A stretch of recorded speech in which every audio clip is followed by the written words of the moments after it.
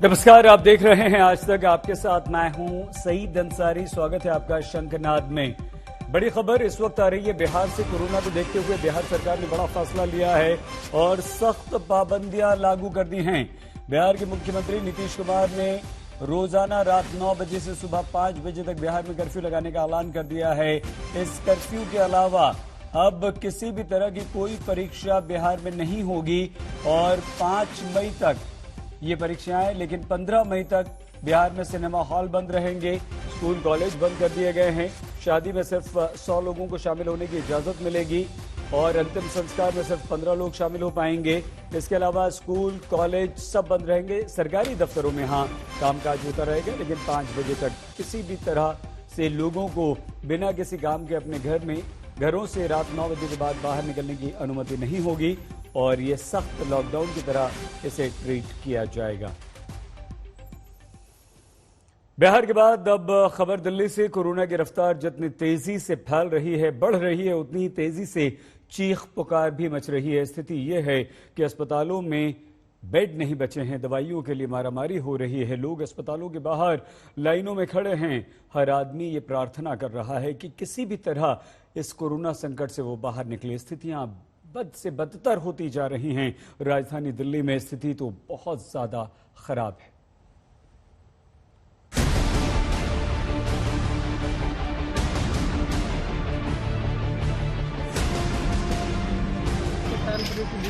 BJP से राजीव गांधी के फिर करते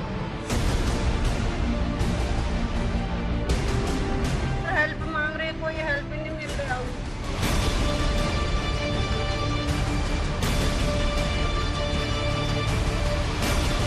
कोई इलाज नहीं हो रहा, सब लापरवाही।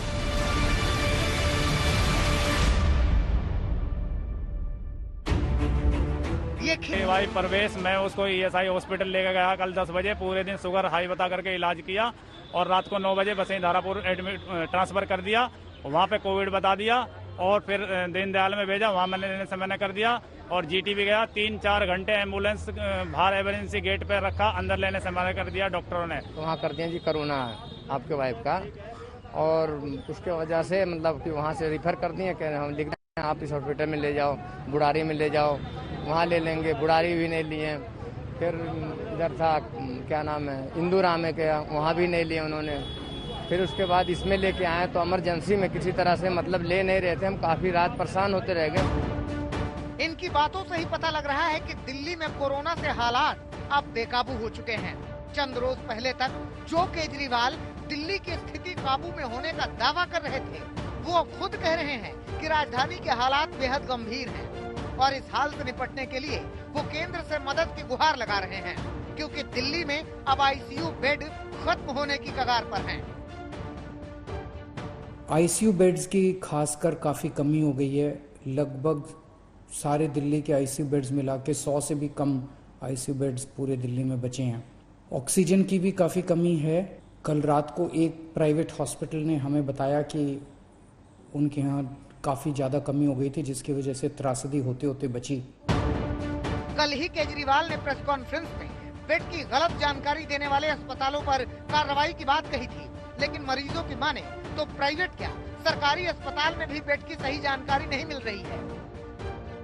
ये जो मौतें हो रही हैं, मैं दावा करता हूँ सबसे ज्यादा मौतें समय पे ट्रीटमेंट न देने के कारण और ऑक्सीजन न मिलने के कारण हो रही हैं। अगर ये झूठ है तो मीडिया वालों को गुप्त भेजा जाए, ऊपर पोल खुल जाएगी केजरीवाल की कि कितना झूठा वादा कर रखा है केजरीवाल ने कि सभी हॉस्पिटलों में बढ़िया इलाज हो रहा है, ऑक्सीजन है, कोई इलाज नहीं हो रहा, सब लापरवाही। दिल्ली में कोरोना संकट के इस हाल की सबसे बड़ी वजह संक्रमण का बेहद तेजी से फैलना है। CM केजरीवाल खुद कह रहे हैं कि दिल्ली में अब कोरोना संक्रमण की दर 30% तक पहुंच गई है, यानी 100 लोगों की जांच पर करीब 30 लोग कोरोना पॉजिटिव मिल रहे हैं।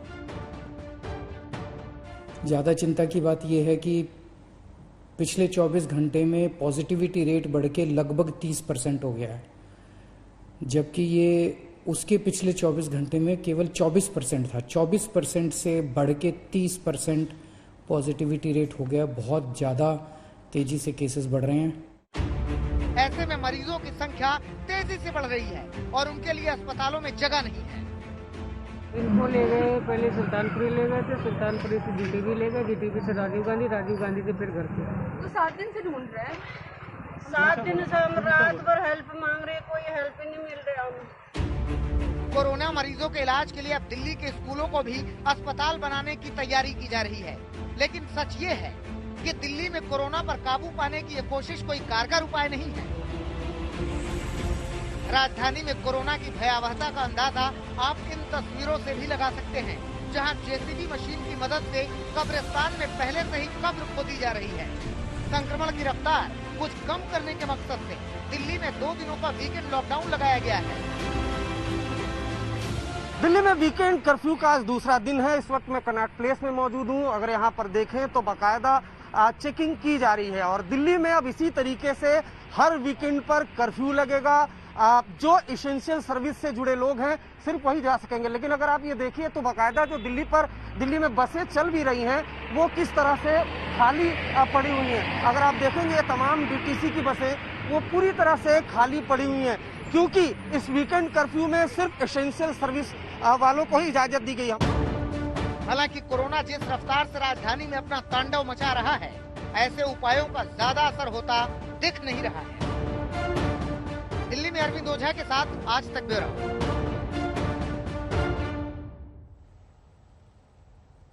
हमारे देश में कोरोना के बढ़ते संकट के बीच बीजेपी अध्यक्ष जेपी नड्डा ने पार्टी के पदाधिकारियों और कार्यकर्ताओं से अपना बूथ कोरोना मुक्त अभियान शुरू करने की अपील की है। पार्टी पदाधिकारियों के साथ वर्चुअल बैठक में जेपी नड्डा ने कोरोना काल में जन जागरण और जन सेवा में जी जान से उठने की भी अपील की। पब्लिक रिप्रेजेंटेटिव्स को फील्ड में होना चाहिए और प्रोटोकॉल के साथ होना चाहिए, तो इसके लिए वीडियो कॉन्फ्रेंस करके वो क्या कर रहे हैं, म्युनिसिपैलिटी लेवल तक के वार्ड मेंबर्स के साथ हमारी 1-2 दिनों के अंदर वीडियो कॉन्फ्रेंस हो जानी चाहिए, ताकि कम्युनिकेशन लाइन हमारा नीचे तक स्थापित हो जाए। भारतीय जनता पार्टी जैसे सेवा ही संगठन में काम किया है, उसी सेवा ही संगठन का अब ये फेज 2 है। फिर एक बार लौटते हैं दिल्ली पर। दिल्ली में स्थितियां बिगड़ी हैं, मगर उसके पास के राज्यों में भी स्थिति बेकाबू ही है। दिल्ली की बात करेंगे, लेकिन उत्तर प्रदेश का रुख। उत्तर प्रदेश में कोरोना के मरीजों का आंकड़ा रिकॉर्ड तोड़ रहा है। एक दिन में 30,000 केस आने से उत्तर प्रदेश में हड़कंप मच गया है और यह आंकड़ा उस समय है जब उत्तर प्रदेश में कोरोना के टेस्ट 8 दिन तक नहीं हो पा रहे। उत्तर प्रदेश के कई शहरों में तो लगता है प्रलय मची।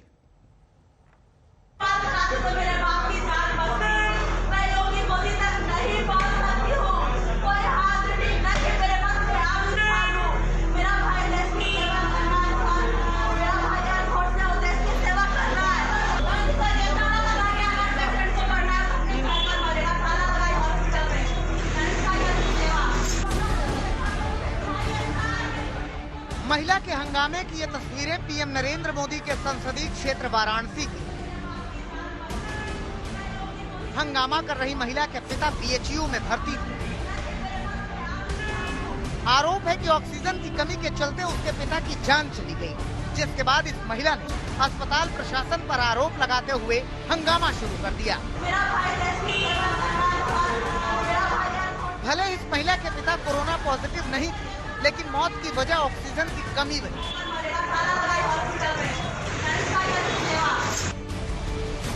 कोरोना काल में यूपी के कई अस्पतालों में अव्यवस्थाओं के चलते कोहराम मचा हुआ है।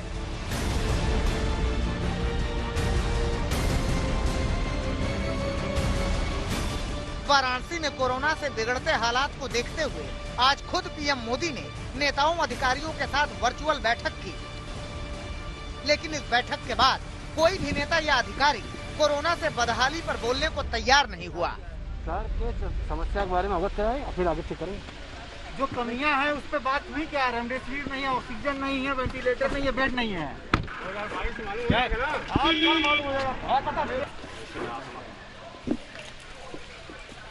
सर क्या कहें, अधिकारियों को क्या निर्देश दिया? जिस तरह से हमारा कोई निर्देश नहीं, अधिकारी बताएंगे। कोरोना के इस संकट काल में यूपी में समस्या सिर्फ मरीजों के इलाज की नहीं, लक्षण वाले लोगों को भी कोरोना टेस्ट कराने के लिए लंबा इंतजार करना पड़ रहा है। सूत्रों की माने तो प्रदेश में पिछले 10 दिनों से प्राइवेट लैब्स में टेस्टिंग रुकी हुई है। सरकार दलील दे रही है कि प्राइवेट लैब्स ने पुरानी रिपोर्ट को ही यूपी सरकार की कोविड-19 साइट पर अपलोड नहीं किया है, इसलिए लैब्स को नोटिस देकर जांच के लिए रोका गया है। उधर सरकार ये भी दावा कर रही है कि लखनऊ समेत तमाम बड़े शहरों के सरकारी अस्पतालों को पूरी तरह से कोविड अस्पताल बनाने की तैयारी है, जिससे मरीजों का इलाज आसान होगा। ये बढ़ा उस तेजी से हमारे जो बेड्स की व्यवस्था जो पिछले साल के केसेस के मुताबिक था, जो पर्याप्त माना जाता था, वो इस साल पर्याप्त नहीं हुआ। इसीलिए माननीय मुख्यमंत्री जी ने काफी तेजी से इसको बढ़ावा देने के लिए पीजीआई केजीएमयू का भी लगभग पूरा उसको टेक ओवर करने के लिए बात हो गई, उसको परिवर्तन करके कोविड हॉस्पिटल बनाने के लिए आरएमएल और बलरामपुर हॉस्पिटल जो पूरी तरह से 350 का होने जा रहा है, वो काम चल रहा है उस पर। और इस तरह करके सभी निजी और गवर्नमेंट फैसिलिटीज को टेक ओवर करके उनमें व्यवस्था सुदृढ़ करने के लिए मुख्यमंत्री जी ने पिछले 4-5 दिन से ही निर्देश दिया है, उस पर हम लोग काम भी कर रहे हैं। कोरोना के बढ़ते संक्रमण पर काबू पाने के लिए यूपी सरकार ने आज 1 दिन का लॉकडाउन लगाया, जिसमें शहर शहर बाजारों को सैनिटाइज किया गया। लखनऊ में सबसे ज्यादा भयावह स्थिति इस वक्त कोरोना की है और आज लखनऊ में बड़े स्तर पर सैनिटाइजेशन शुरू किया गया है। 10-90 चौराहा है और यहां पर सैकड़ों की तादाद में जो सैनिटाइजेशन के कंटेनर हैं वो लाए गए हैं और लखनऊ का नगर निगम, लखनऊ का नगर प्रशासन आज पूरे शहर को सैनिटाइज करने में जुटा है। हालांकि सरकार की इन कोशिशों के बीच प्रदेश में बढ़ते कोरोना मरीज और मृतकों का आंकड़ा डराने लगा है। हम आपको दिखाने की कोशिश करते हैं कि भैंसाकुंड से तकरीबन आधे किलोमीटर दूर तक लाइन लगी हुई है और ये लोगों के शव हैं और ये पूरा इलाका अब शमशान में तब्दील होता जा रहा है। ये रिवर फ्रंट है और रिवर फ्रंट के किनारे किनारे आप देखिए लकड़ियां सजाई गई हैं और जो भैंसाकुंड जो कि शमशान घाट है उससे आधे किलोमीटर से ज्यादा दूरी तक अलग अलग जगहों पर ये लकड़ियां लगातार लाई जा रही हैं क्योंकि मरने वालों का ये आंकड़ा है। सरकार इसी कोशिश में है कि किसी भी तरह कोरोना की बढ़ती रफ्तार पर अब ब्रेक लगाया जाए ताकि लोगों की जिंदगियां बच सकें। लखनऊ से कुमार अभिषेक के साथ आज तक ब्यूरो। लखनऊ के बाद रुख महाराष्ट्र का। महाराष्ट्र हमारे देश का वो राज्य है जहां कोरोना की मार सबसे ज्यादा पड़ी। पिछले 24 घंटों में 67,000 से ज्यादा नए कोरोना पॉजिटिव महाराष्ट्र में सामने आए। अस्पतालों में जगह नहीं बची है और इन सब के बीच जीवन रक्षक दवाई रेमडेसिविर पर महाराष्ट्र में जमकर राजनीति हो रही है।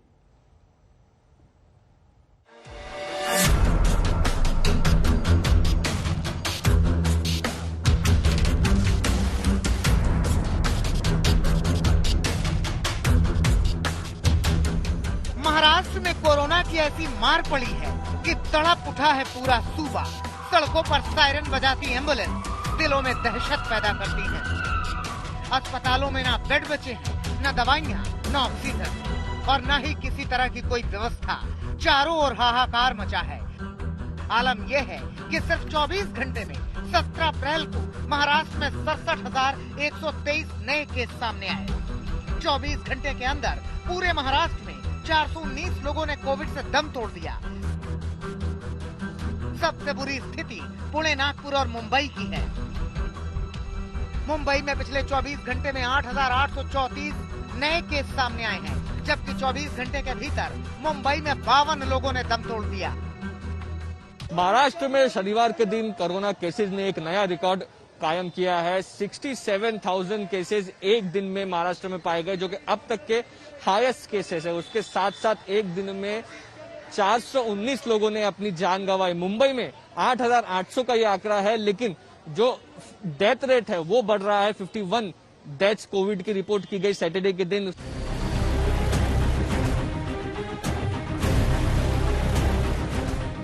महाराष्ट्र में कोरोना से हाहाकार मचा हुआ है, मगर इस हाहाकार के बीच कोरोना और दवाइयों को लेकर महाराष्ट्र में जबरदस्त सियासत हो रही है। दरअसल आरोप ये लगा कि महाराष्ट्र में 60,000 रेमडेसिविर छिपा के रखी गई है। कालाबाजारी की आशंका के तहत एक सप्लायर को मुंबई पुलिस ने पूछताछ के लिए बुलाया, मगर पुलिस कर्मियों के पास बीजेपी के नेता भी पहुंच गए। हुआ क्या था, सुनिए।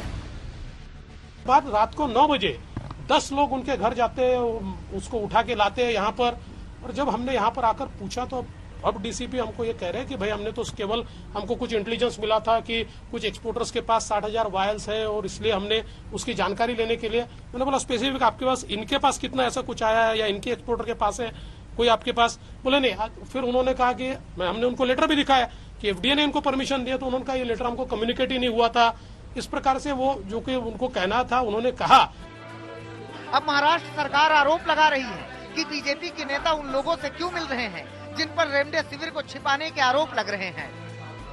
लगातार बीजेपी उनकी वकालत करते रही थी। लगातार भारतीय जनता पार्टी के नेता ट्वीट कर रहे थे कि 50,000 वायल हम इनसे लाएंगे महाराष्ट्र में। लीडर ऑफ अपोजिशन जो विधान परिषद के हैं दरेकर जी, वो लेकर एफडीए के मंत्री महोदय से मिले कि इन्हें ऑर्डर देने का काम करो। तो राजेश ढुकानिया और बीजेपी का कोई ना कोई कनेक्शन तो है। अगर किसी को पुलिस जांच के लिए बुलाती है तो दोनों नेता प्रतिपक्ष, बहुत 2 विधायक कैसे पहुंच जाते हैं? क्या पुलिस यंत्रणा अपनी काम ना करे? देवेंद्र जी वकील हैं, क्या वकील की हैसियत से वकालत करने के लिए गए थे वो?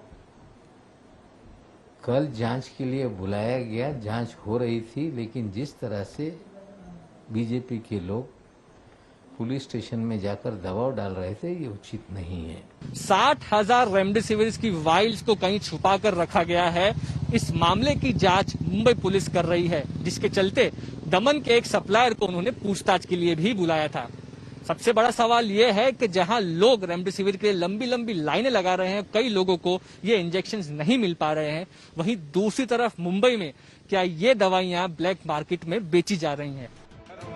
मुंबई पुलिस मामले की जांच कर रही है, मगर महाराष्ट्र सरकार की ओर से लगातार आरोप लगाया जा रहा है कि केंद्र सरकार जानबूझकर महाराष्ट्र को रेमडेसिविर नहीं दे रही। नवाब मलिक के आरोप पर फडणवीस का जवाब सुनिए। नवाब मलिक और कुछ मंत्री, इनको लोगों से कोई लेन देन नहीं है। लोग जीते हैं या मरते हैं, इनको केवल कोरी राजनीति करनी है, इनको नरेटिव सेट करना है। इनको लोगों से कोई लेन देन नहीं है, नरेटिव से लेन देन है।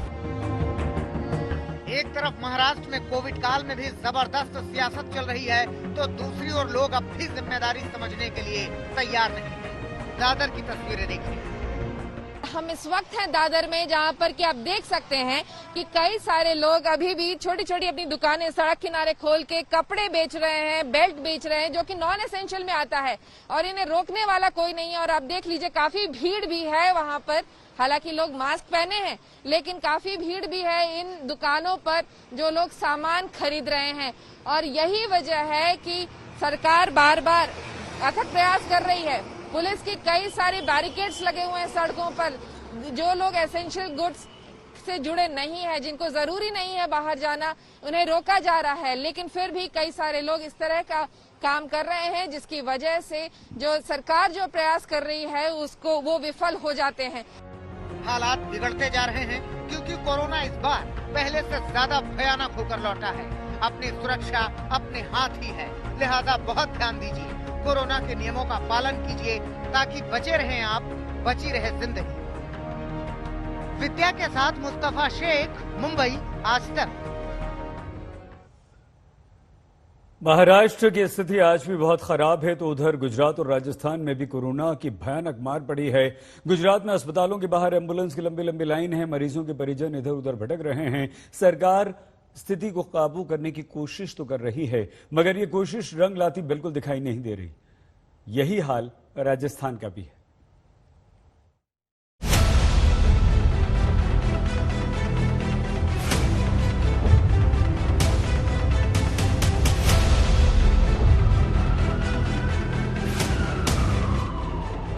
राजकोट सिविल अस्पताल के बाहर एम्बुलेंस की ये कतारें दिल दहला देने वाली हैं। इन एम्बुलेंस में मरीज जो अपनी बारी का इंतजार कर रहे हैं कि कब अस्पताल में जगह मिले और वो भर्ती हो जाए। गुजरात में हालात बिगड़े हुए हैं। कोरोना की मार ने हाहाकार मचा दिया है।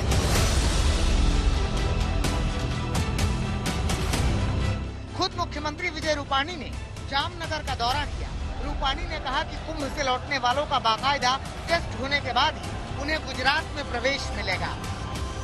हमने आदेश जारी किया है कि कुंभ में से जो गुजरात के लोग गए वापस आएंगे उन सभी को पूरा टेस्ट होगा, स्क्रीनिंग होगा और उसमें से जो लोग नेगेटिव निकलेंगे उसको जाने देंगे, जो पॉजिटिव निकलेंगे उसको अलग करते हुए उनके ट्रीटमेंट करेंगे।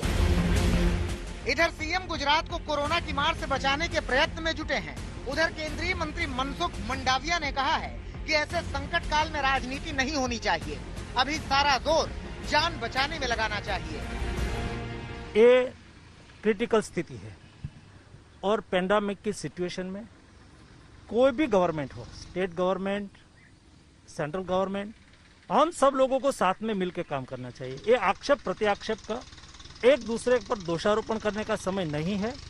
ऐसी राजनीति कोई भी ना करे, ऐसी मेरी सभी से रिक्वेस्ट है। गुजरात में पिछले 24 घंटे में 10,000 के करीब कोरोना के केस सामने आए हैं, जबकि इन्हीं 24 घंटे में 97 लोगों ने कोरोना से दम तोड़ दिया। गुजरात के अलावा राजस्थान में भी हालात बेकाबू हैं। अशोक गहलोत ने यूं तो 2 दिनों का लॉकडाउन लगाया हुआ है, मगर इसे बढ़ाने पर भी विचार किया जा रहा है क्योंकि हालात बिगड़े हुए हैं। राजस्थान में कोरोना के विस्फोट को देखते हुए राज्य सरकार ने 2 दिनों का लॉकडाउन किया था, लेकिन ऐसा कहा जा रहा है कि मुख्यमंत्री अशोक गहलोत ने आज बड़ी बैठक बुलाई है जिसमें हो सकता है कि फैसला लिया जाए कि इस लॉकडाउन को आगे बढ़ाया जाए, क्योंकि जिस तरह से कोरोना विस्फोट हुआ है निश्चित रूप से सरकार सकते में है। 9,000 से ज्यादा एक्टिव मरीज एक दिन में सामने आ रहे हैं। पूरे राज्य में अब तक 60,000 से ज्यादा कोरोना के एक्टिव मरीज हो चुके हैं। मौतों का आंकड़ा जो है लगातार बढ़ रहा है। 37 मौतें हुई हैं कल एक दिन में। शहर शहर हालात बद से बदतर होते जा रहे हैं। ऐसे में जरूरत है खुद के जागरूक होने की, क्योंकि अपनी जान की सुरक्षा खुद कीजिए।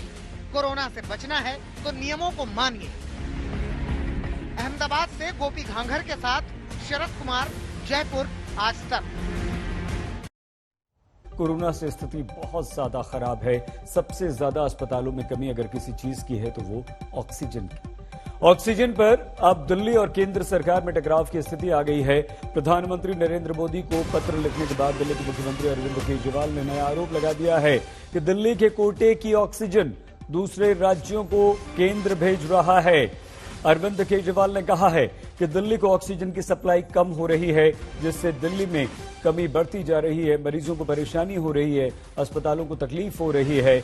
और ये नया आरोप अब दिल्ली के मुख्यमंत्री अरविंद केजरीवाल ने लगा दिया है। उन्होंने प्रधानमंत्री नरेंद्र मोदी को चिट्ठी लिखकर ऑक्सीजन की कमी की बात कही थी, मदद की गुहार लगाई थी, लेकिन एक दिन भी नहीं बीता कि अरविंद केजरीवाल ने एक और बड़ा आरोप लगाते हुए ये कहा कि दिल्ली के कोटे की ऑक्सीजन दूसरे राज्यों को केंद्र भेज रहा है।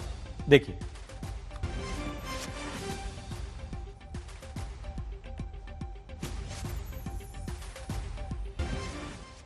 कोरोना मरीजों के कारण देश भर के अस्पतालों में ऑक्सीजन की भारी कमी की शिकायतें आ रही हैं।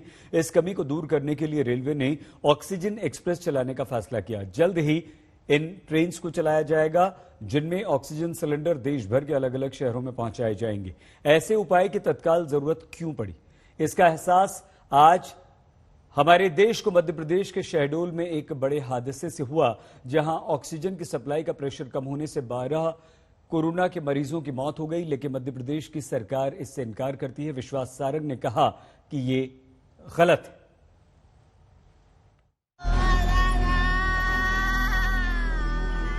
12 बजे के बाद हम लोग खाना पीना खिला के अच्छे से सुला पड़ा के गए हैं। उसके बाद यानी जब सुबह 6 बजे पता चला कि वो सब डेड हो गई।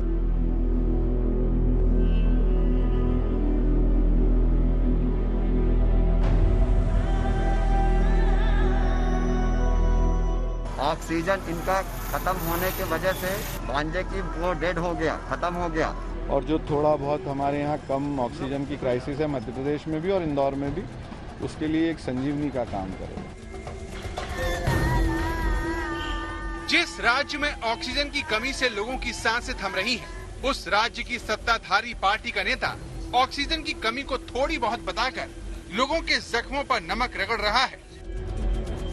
ये वो मध्य प्रदेश है जिसके शहडोल मेडिकल कॉलेज में ऑक्सीजन की सप्लाई का प्रेशर कम होने से 12 कोविड मरीजों की मौत हो गई। लेकिन नेता इस आपदा में प्रचार का न सिर्फ अवसर खोज रहे हैं, भले ही लोगों तक इसकी सप्लाई में देरी हो जाए। शनिवार रात 10 बजे गुजरात से ऑक्सीजन के ये टैंकर इंदौर पहुंचे, जिसका स्वागत करने के लिए भाजपा नगर अध्यक्ष गौरव रणदिवे और मंत्री तुलसी सिलावट पहुंचे और पूजा पाठ की। जनता को अच्छे से पता चल जाए कि उनके लिए ये टैंकर किसने मंगवाए हैं, इसके लिए ऑक्सीजन टैंकर पर एक बार नहीं 2-2 बार माला चढ़ाई गई।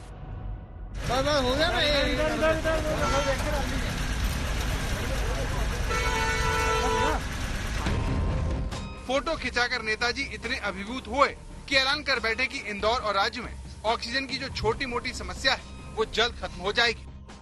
और जो थोड़ा बहुत हमारे यहाँ कम ऑक्सीजन की क्राइसिस है मध्य प्रदेश में भी और इंदौर में भी, उसके लिए एक संजीवनी का काम करें। ये जामनगर से आया, वाकई में मैं इंदौर वासियों की तरफ से रिलायंस के हर व्यक्ति को धन्यवाद देता हूँ, आभार मानता हूँ। एक संकट के समय ये ऑक्सीजन जो आई है वाकई में हमको एक बहुत उपयोगी सिद्ध होगी। मंत्री जी के दावों पर क्या कहा जाए, लेकिन दावा है कि ऑक्सीजन टैंकर स्वागत सत्कार के इंतजार में करीब आधा घंटा इंदौर के चंदन नगर में ही खड़ा रहा। जब मंत्री तुलसी सिलावट पहुंचे, उसके बाद ऑक्सीजन टैंकर रिफिल स्टेशन रवाना हुआ। मध्य प्रदेश जैसे राज्य में जहां पर ऑक्सीजन की सप्लाई का प्रेशर कम होने से शहडोल में 12 लोग मौत की नींद सो जाते हैं, वहां पर इंदौर जैसे कोरोना प्रभावित शहर में ऑक्सीजन टैंकर आधे घंटे देर से फिलिंग स्टेशन की तरफ रवाना हुआ। जबकि हकीकत यह है कि राज्य में ऑक्सीजन की कमी से मौत के दावे मरीज के रिश्तेदार लगातार कर रहे हैं। 12 बजे के बाद हम लोग खाना पीना खिला के अच्छे से सुला पड़ा के गए हैं। उसके बाद यानी जब सुबह 6 बजे पता चला कि वो सब डेड हो गई, तो हमने गार्ड से पूछा तो बोले रात में सिलेंडर खत्म हो गया था। ऑक्सीजन खत्म हो गया था। 4 बजे भोर में ऑक्सीजन खत्म हुआ है। रात में 8 बजे करीब हमारा भांजा राजकुमार जायसवाल को अंकित जायसवाल ने खाना खिला के आया है। वीडियो कॉलिंग घर पे बात किया है। तो शहडोल में रात भर में जिंदा मरीज सुबह लाश में तब्दील हो गए। अस्पताल प्रशासन ने इसकी वजह ऑक्सीजन टैंकर के देर से आने को बताया, जिस वजह से ऑक्सीजन की सप्लाई का प्रेशर कम हुआ और कोरोना से लड़ रहे लोगों की सांसें बंद हो गईं।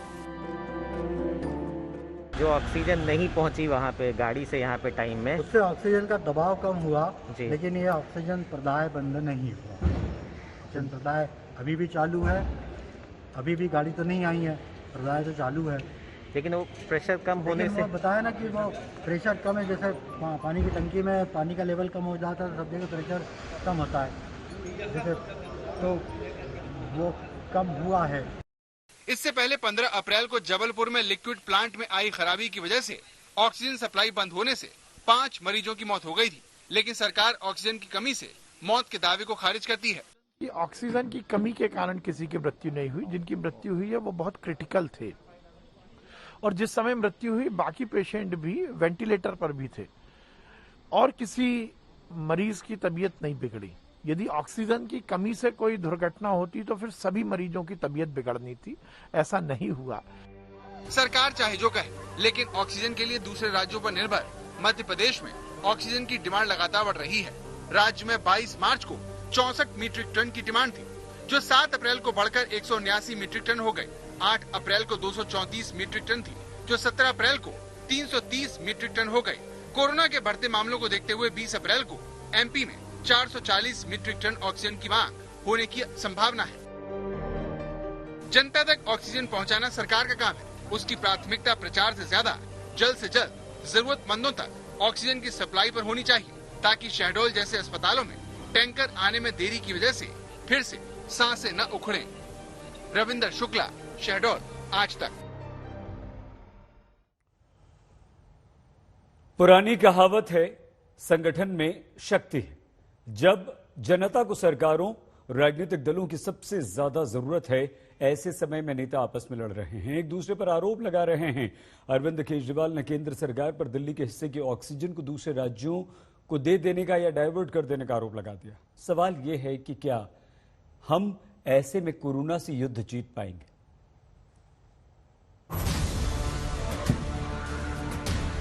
नागपुर के रहने वाले सुरेश पिछले 8 दिनों से ऑक्सीजन की तलाश में दर दर की ठोकरें खा रहे हैं। लेकिन महाराष्ट्र में ऑक्सीजन ढूंढना मिशन इम्पॉसिबल हो चुका है। मैं 8 दिन से पेशेंट के लिए घूम रहा हूँ। हमारे घर में पेशेंट है, वो बीमार है। 8 दिन से मैं घूम रहा हूँ, तो बोलते हैं हम बेड दे देंगे, तो आप ऑक्सीजन लाओ, आप रेमडेसिविर लाओ, तो ही आपको बेड मिलेगा, नहीं तो बेड नहीं मिलेगी। एम्बुलेंस को फोन करते तो बोले आपके पास बेड है तो ही हम आएंगे, नहीं तो हम नहीं आएंगे। मतलब लेकिन लाए कहाँ से? सुरेश की तरह विक्रम को भी ऑक्सीजन की तलाश है। विक्रम के भाई कोरोना पीड़ित हैं, जिनके इलाज के लिए डॉक्टर ने ऑक्सीजन सिलेंडर लाने की असंभव सी शर्त रख दी है। ऑक्सीजन सिलेंडर की बहुत कमी है, तो जैसे हम देख रहे हैं कि अगर कोई घर में ही डॉक्टर आके उसको इलाज कर पाए, क्योंकि हॉस्पिटल में बेड तो मिल नहीं रहा है, बेड मिल रहा है तो सिलेंडर नहीं है वहाँ पे। यहाँ के जितने भी गांधी बाग के एरिया में मैं 2 दिन से चक्कर काट रहा हूँ सिलेंडर के लिए, कहीं भी कोई भी सिलेंडर नहीं मिल रहा है। हॉस्पिटल के चक्कर काट रहा हूँ, कहीं कोई बेड नहीं है।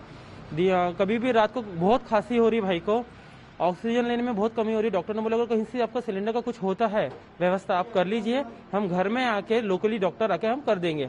वैसे ही रेमडेसिविर इंजेक्शन के लिए हम बहुत घूम रहे हैं। महाराष्ट्र की तरह पूरे देश भर में लोग लाचार हैं। इस महामारी ने सभी दावों की पोल खोल दी है और जनता को भगवान भरोसे छोड़ दिया है। अब सारी कोशिश एक दूसरे को कसूरवार ठहराने की है। ऑक्सीजन की किल्लत के कारण लोगों की तड़प करके मौत हो रही है। दबाव डाला जा रहा है कि महाराष्ट्र को दवाई नहीं दी जाए।